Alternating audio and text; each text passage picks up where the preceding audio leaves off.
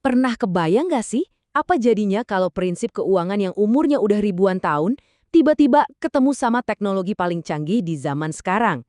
Nah, hari ini kita bakal kupas tuntas soal perpaduan yang super menarik ini. Yap, pertanyaan tadi itu jadi inti dari obrolan kita kali ini. Kita bakal lihat gimana sih keuangan syariah yang dasarnya itu prinsip-prinsip etis bisa manfaatin kekuatan teknologi finansial atau yang kita kenal sebagai fintech buat bertahan dan berkembang di dunia modern. Oke, langsung aja kita bedah ya. Pertama-tama, kita samain persepsi dulu.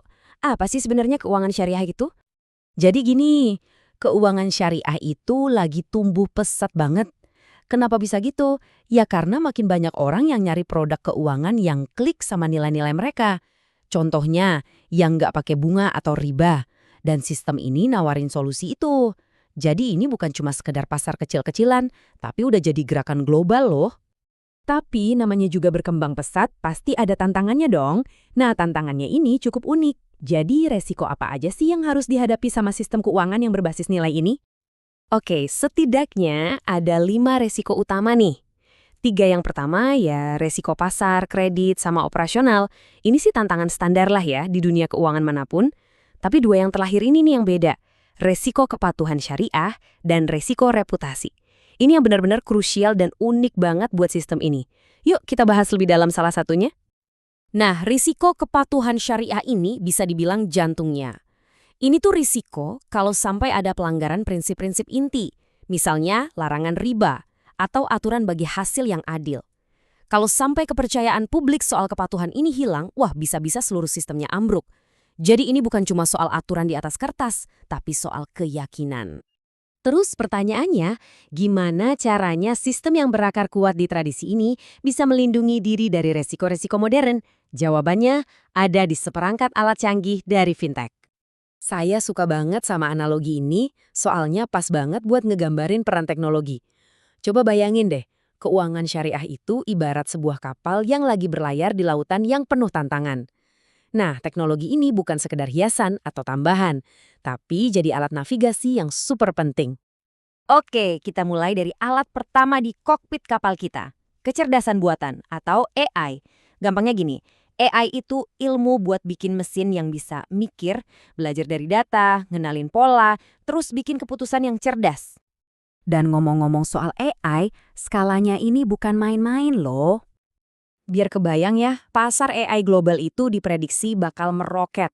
Dari cuma sekitar 100 miliar dolar di tahun 2021, jadi hampir 2 triliun dolar di tahun 2030. Itu naiknya 20 kali lipat cuma dalam satu dekade. Jelas banget dampaknya ke dunia keuangan bakal gede banget. Oke, terus gimana cara AI ini kerja sebagai radar di kapal kita? Gini, AI itu bisa nge-scan jutaan data buat nemuin pola-pola risiko yang tersembunyi, yang mungkin aja kelewat sama mata manusia. AI bisa ngasih peringatan dini kalau ada potensi badai di pasar.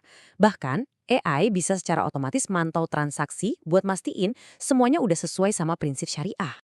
Nah, kalau AI itu radarnya, maka machine learning yang merupakan salah satu bagian dari AI itu ibarat sistem navigasi pintarnya. Jadi dia nggak cuma ngasih tahu ada bahaya, tapi juga ngasih rekomendasi rute teraman buat menghindar. Contohnya, dia bisa nyaranin rasio bagi hasil yang paling adil dan aman dalam sebuah kontrak. Sekarang kita pindah ke buku catatan kapal kita yang nggak bisa diutak-atik, blockchain.